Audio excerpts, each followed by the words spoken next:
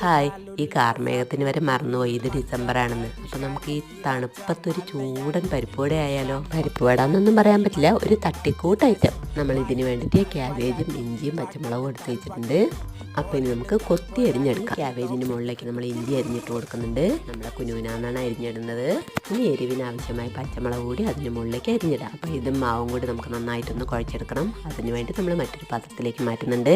സാമ്പാർ പരിപ്പ് കുതിർത്തി വെച്ചിട്ടുണ്ടായിരുന്നു, അതുകൂടി ഇതിലേക്ക് ഇടാം. ഇനി കുറച്ച് കറിവേപ്പില, ഇനി 2 സ്പൂൺ കടലമാവും 1 സ്പൂൺ ഗോതമ്പ് പൊടിയും ചേർത്ത് കൊടുക്കാം. ഇനി ഇതിലേക്ക് ആവശ്യമായ ഉപ്പ് ചേർത്ത് കൊടുക്കാം. ഒരു 1/4 സ്പൂൺ കാശ്മീരി മുളക് പൊടിയും ഒരു നുള്ള് മഞ്ഞൾപ്പൊടിയും ചേർത്ത് കൊടുക്കാം. ഇത് നന്നായിട്ടൊന്ന് കൈകൊണ്ട് മിക്സ് ചെയ്തെടുക്കാം നമുക്ക്.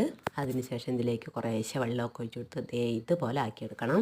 ഒരു 10 മിനിറ്റ് വെച്ചതിന് ശേഷം നമുക്ക് ബാക്കി പരിപാടിയിലേക്ക് കിടക്കാം. ചൂടായ എണ്ണയിലേക്ക് ഈ പരിപ്പ് വട പോലെ നമുക്ക് ഇങ്ങനെ പരത്തിയിട്ട് ഇട്ട് കൊടുക്കാം.